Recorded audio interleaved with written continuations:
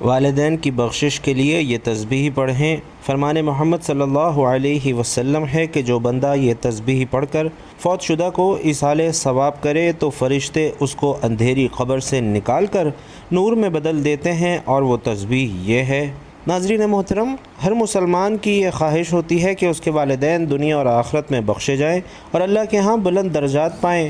والدین کی خدمت اور ان کے حق میں دعا کرنا اولاد کا فرض ہے، اور جو اولاد والدین کے لیے ایصال ثواب کرتی ہے وہ نہ صرف دنیا میں کامیاب ہوتی ہے بلکہ آخرت میں بھی سرخرو ہو جاتی ہے۔ نبی کریم صلی اللہ علیہ وسلم نے ہمیں والدین کے لیے مختلف دعائیں اور اذکار بتائے ہیں کہ جن کی برکت سے ان کے گناہ معاف ہوتے ہیں اور ان کی قبریں نور سے بھر جاتی ہیں۔ تو بھائیوں اور بہنوں، ہمارا آج کا وظیفہ بھی حضور پاک صلی اللہ علیہ وسلم کی بتائی ہوئی ایک ایسی تسبیح کا عمل ہے کہ جو شخص یہ تسبیح پڑھ لیتا ہے اس کے والدین کی بخشش ہو جاتی ہے۔ فرمایا کہ جو بندہ یہ تسبیح پڑھ کر فوت شدہ والدین کو ایصال ثواب کرے تو فرشتے اسے اندھیری قبر سے نکال کر نور میں بدل دیتے ہیں۔ محترم ناظرین، حضرت جبرائیل علیہ السلام رسول کریم صلی اللہ علیہ وسلم کے پاس براق لے کر آئے تو اس نے اپنے کان ہلائے۔ حضرت جبرائیل علیہ السلام نے کہا کہ اے براق رک جا، اللہ کی قسم آپ صلی اللہ علیہ وسلم کی مثل کوئی تجھ پر سوار نہیں ہوا۔ رسول اکرم صلی اللہ علیہ وسلم شب معراج اعظم سفر کرتے ہوئے سڑک کے کنارے ایک بڑھیا کو دیکھا تو پوچھا کہ اے جبرائیل یہ کون ہے؟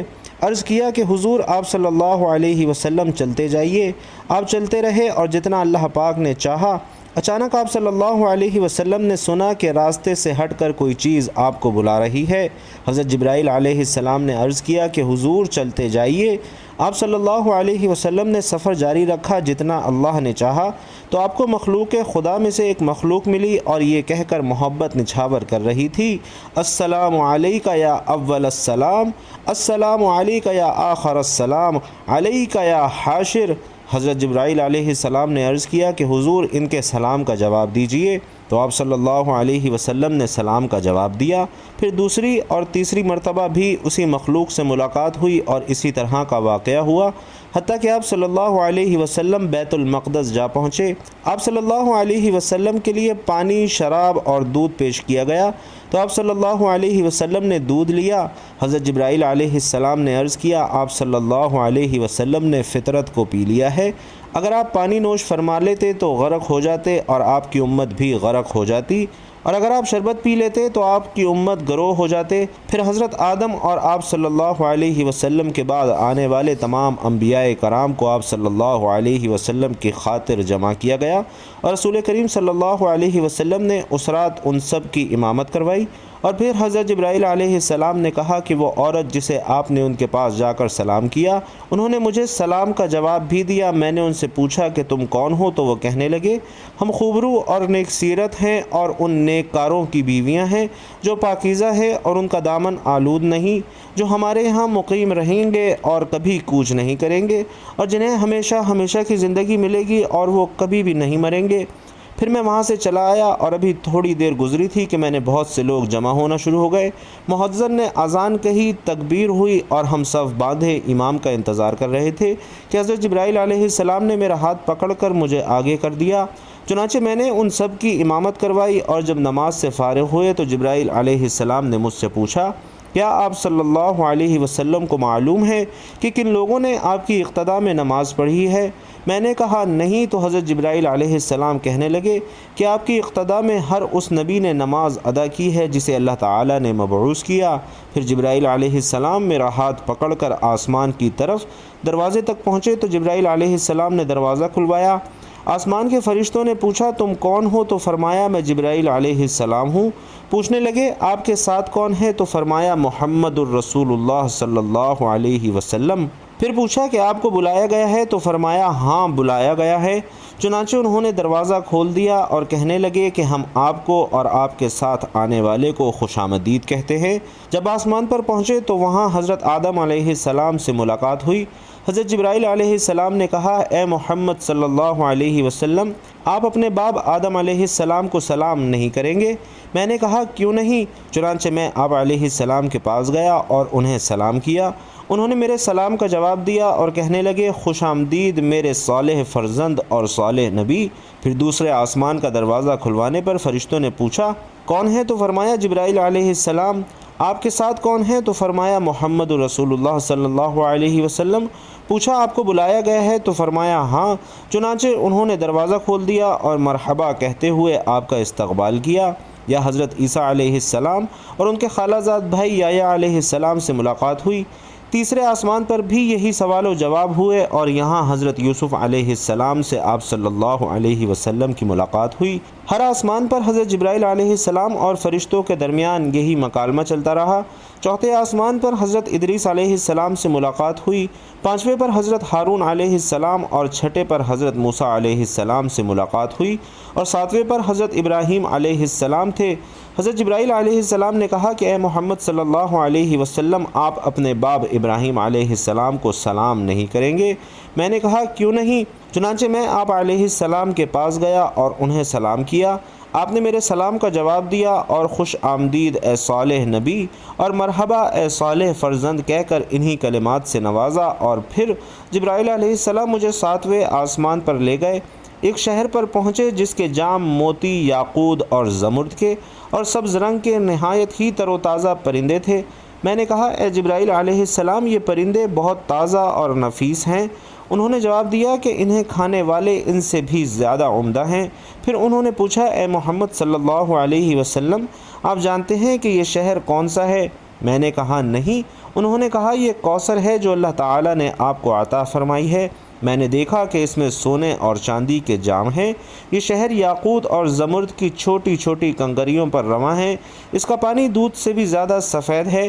میں نے سونے کا ایک جام لیا اور اس پانی سے بھر کر پیا تو یہ مجھے شہد سے زیادہ شیریں اور کستوری سے زیادہ خوشبودار محسوس ہوا۔ پھر حضرت جبرائیل علیہ السلام مجھے لے کر چلے یہاں تک کہ میں ایک درخت کے پاس پہنچا۔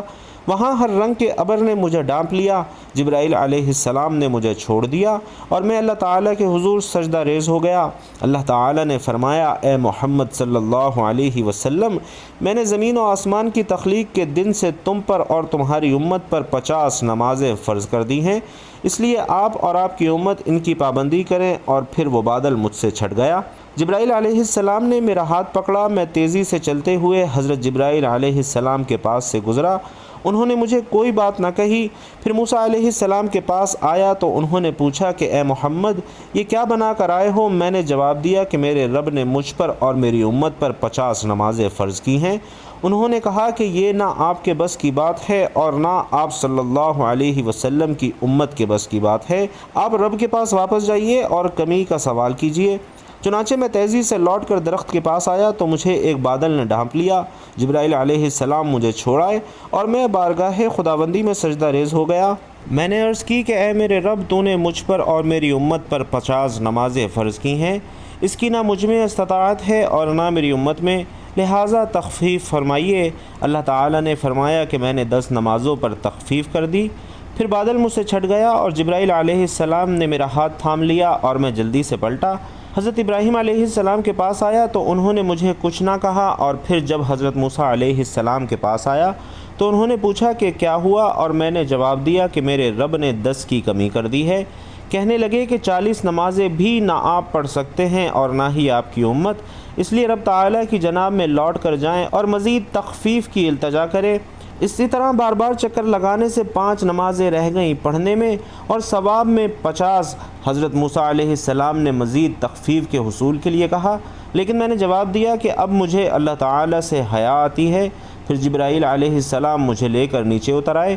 میں نے جبرائیل علیہ السلام سے پوچھا کہ میں جس آسمان پر گیا وہاں کے فرشتوں نے مجھے خوش آمدید کہا اور مسکراتے ہوئے میرا استقبال کیا۔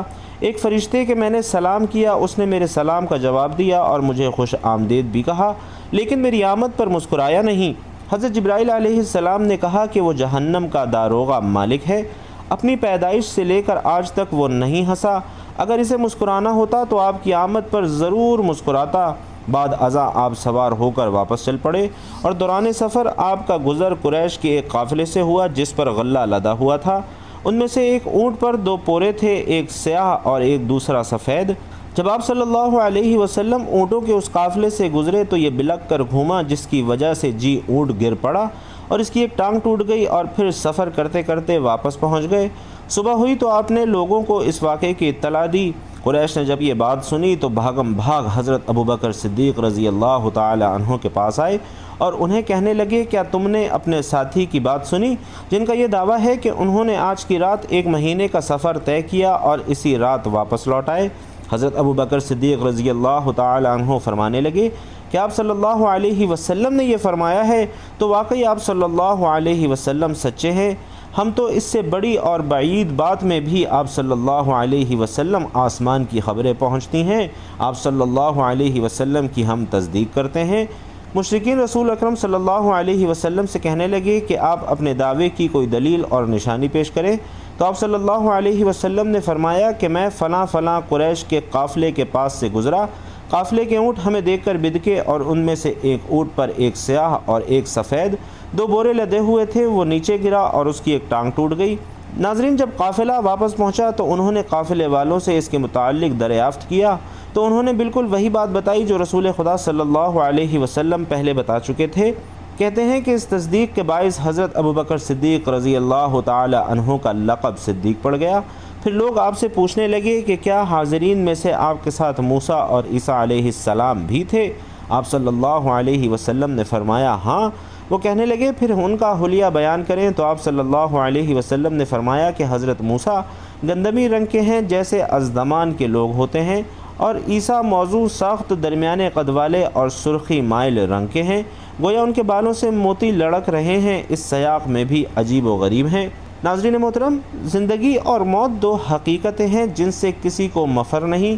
ہر ذی روح نے ایک دن اس دنیا سے کوچ کر جانا ہے اور موت کے بعد ایک نئی زندگی کا آغاز ہونا ہے جسے برزخی زندگی کہا جاتا ہے۔ موت کی حقیقت، قبر کی منازل اور اس کے بعد پیش آنے والے مراحل پر نظر ڈالنا ایک ایمان افروز تجربہ ہو سکتا ہے۔ موت ایک ایسی حقیقت ہے جس کا سامنا ہر ذی روح کو کرنا ہے، جیسا کہ قرآن میں ارشاد ہے کہ ہر نفس کو موت کا ذائقہ چکھنا ہے۔ موت اس دنیا سے اخروی دنیا کی طرف منتقلی کا ایک دروازہ ہے، اور موت کے وقت انسان پر جو کیفیت طاری ہوتی ہے وہ اس کے اعمال کے مطابق مختلف ہوتی ہے۔ نیکوکار کے لیے موت کا وقت آسان اور پرسکون ہوتا ہے، جبکہ بدکار کے لیے انتہائی تکلیف دہ، اور جب انسان کی زندگی کا وقت پورا ہو جاتا ہے تو ملک الموت حضرت عزرائیل علیہ السلام اس کی روح قبض کرنے کے لیے آتے ہیں۔ نیک روحوں کو جنت کی خوشخبری دی جاتی ہے، جبکہ بدروحوں کے لیے سختی اور عذاب کا اعلان کیا جاتا ہے۔ تو بھائیوں اور بہنوں، ہمارا آج کا وظیفہ بھی مرنے کے بعد یا وہ لوگ جن کے والدین اس دنیا سے جا چکے ہیں ان کی مغفرت اور بخشش کا بہترین عمل ہے۔ تو ناظرین، آج کے وظیفے کی جانب چلتے ہوئے آپ کو وہ تسبیح بتاتے ہیں کہ جس کے بارے میں حضرت محمد صلی اللہ علیہ وسلم نے فرمایا کہ جو شخص یہ تسبیح پڑھ لیتا ہے اور اس کا ثواب اپنے والدین کو ایصال کرتا ہے تو ان کے والدین کی قبر کو نور سے منور کر دیا جاتا ہے، ان کے والدین کی بخشش کر دی جاتی ہے، کیونکہ نیک اولاد بھی والدین کے لیے صدقہ جاریہ بن جاتی ہے۔ وہ جو بھی نیک اعمال کرتی ہے، جو بھی ذکر و اذکار کرتی ہے، اس کا ثواب اس کے والدین کو بھی جاتا ہے، جو اس کے والدین کے لیے بخشش کا ذریعہ بنتا رہتا ہے۔ تو ناظرین محترم، یہ بہت ہی مجرب تسبیح ہے۔ اس تسبیح کے پڑھنے کا کوئی وقت مقرر نہیں، آپ کو جب جہاں جیسے وقت ملتا ہے آپ اس تسبیح کو پڑھ سکتے ہیں۔ آپ کسی نماز کے بعد بھی پڑھنا چاہیں تو اسے پڑھ سکتے ہیں، لیکن اس تسبیح کو پڑھنے کے لیے ایک ہی شرط ہے کہ آپ نے باوضو حالت میں اسے پڑھنا ہے، اور اس کو پڑھنے کے لیے سب سے پہلے آپ نے حضور پاک صلی اللہ علیہ وسلم کی ذات اقدس پر درود پاک کا نذرانہ پیش کرنا ہے۔ درود پاک آپ کوئی سا بھی پڑھ سکتے ہیں، چاہے تو آسان اور مختصر سا درود صلی اللہ علیہ وآلہ وسلم پڑھ لیں، یا صلی اللہ علی محمد پڑھ لیں، یا پھر نماز والا درود یعنی درود ابراہیمی پڑھ لیں۔ اور ناظرین، یہاں آپ سے درخواست کروں گا کہ کوشش کریں کہ درود ابراہیمی ہی پڑھیں، کیونکہ درود ابراہیمی کی فضیلت سب سے زیادہ ہے، اور پیارے آقا صلی اللہ علیہ وسلم بھی تمام درودوں میں درود ابراہیمی کو ہی سب سے زیادہ پسند فرماتے تھے۔ خیر و برکت اور ثواب کے لیے درود ابراہیمی کی تلاوت ایک مرتبہ میرے ساتھ بھی کر لیجئے۔ اللہم صلی علی محمد وعلی آل محمد کما صلیت علی ابراہیم وعلی آل ابراہیم انک حمید مجید۔ اللہم بارک علی محمد وعلی آل محمد کما بارکت علی ابراہیم وعلی آل ابراہیم انک حمید مجید۔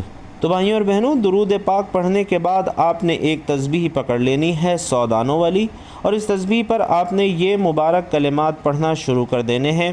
اگر آپ کے پاس تسبیح موجود نہ ہو تو آپ ہاتھ کی انگلیوں پر توجہ اور دھیان کے ساتھ خلوص نیت اور کامل یقین کے ساتھ اس تسبیح کو پڑھ سکتے ہیں۔ آپ نے رب کی ذات پر کامل یقین رکھتے ہوئے یہ تسبیح پڑھنی ہے، کیونکہ اللہ رب العزت کا ارشاد ہے کہ میں بندے کے ساتھ ویسا ہی معاملہ کرتا ہوں جیسا کہ بندہ مجھ سے گمان رکھتا ہے۔ اس لیے آپ نے رب کی رحمت کی امید دل میں رکھتے ہوئے یہ تسبیح پڑھنی ہے۔ دل میں وساوس اور خدشات کو جگہ نہیں دینی، اور یاد رہے کہ تعداد بھی بالکل اسی طرح ہو جو تعداد میں آپ کو بتا رہا ہوں، اسی تعداد کے مطابق آپ نے اس تسبیح کو پڑھنا ہے۔ بھائیوں اور بہنوں، یہ تسبیح ایک انمول خزانہ ہے جو دنیا اور آخرت میں کامیابی کا ذریعہ بنتی ہے۔ یہ وہ کلمات ہیں جس کے پڑھنے سے حضور پاک صلی اللہ علیہ وسلم نے فرمایا کہ پڑھنے والے کے والدین کی بخشش کر دی جاتی ہے، ان کی قبروں کو نور سے منور کر دیا جاتا ہے، ان کی آخرت کی منزلیں آسان کر دی جاتی ہیں، ان کو جہنم کی آگ سے حفاظت ملتی ہے، اور قیامت کے دن عرش الہی کا سایہ نصیب ہوتا ہے۔ حوض کوثر سے سیرابی ہوتی ہے، اور اس کی فضیلت کے بارے میں ہمارے نبی پاک صلی اللہ علیہ وسلم نے خود بیان فرمایا کہ جو شخص ہر جمعے کی نماز کے بعد 100 مرتبہ یہ کلمات پڑھتا ہے، اللہ تعالیٰ اس کے 1000 گناہ معاف فرماتا ہے اور اس کے والدین کے 24,000 گناہ بخش دیتا ہے۔ اس عظیم وظیفے کی برکت سے ماں باپ کی مغفرت نصیب ہوتی ہے، مرنے والا کلمہ شہادت پر دنیا سے رخصت ہوتا ہے، حضرت اسرائیل علیہ السلام روح قبض کرتے وقت نرمی فرماتے ہیں، قبر منور اور جنت کے باغوں میں سے ایک باغ بن جاتی ہے، اور اللہ تعالیٰ کی بے شمار رحمتیں نازل ہوتی ہیں۔ تو یہ تسبیح کا عمل ہر مسلمان مرد و عورت کو کرنا ہے، چاہے ان کے نیک اعمال میں اضافہ ہو اور ان کے والدین کی گناہوں کی مغفرت ہو اور ان کی قبریں نور سے روشن ہو جائیں، ان کے درجات کی بلندی ہو۔ تو آپ نے ناظرین بتائی گئی تعداد کے مطابق یہ تسبیح پڑھنے کے بعد اتنا ہی درود پاک پڑھنا ہے جتنا آپ نے وظیفہ شروع کرنے سے پہلے پڑھا تھا، اور اس کے بعد دل ہی دل میں اللہ تعالیٰ سے اپنے گناہوں پر ندامت محسوس کرتے ہوئے توبہ کرنی ہے اور اپنے والدین کے لیے بخشش کی دعا کرنی ہے۔ تو ناظرین، آپ نے اول و آخر درود شریف پڑھنا ہے، اور بیچ میں آپ نے 100 مرتبہ استغفر اللہ الذی لا الہ الا هو الحی القیوم واتوب الیہ پڑھنا ہے۔ وظیفہ شروع کرنے سے پہلے اور بعد میں آپ نے درود شریف لازمی پڑھنا ہے۔ اللہ رب العزت سے دعا ہے کہ نیکی کی بات سننے، سمجھنے اور اس پر عمل کرنے کی طاقت اور توفیق ہم سب کو مرحمت فرمائے۔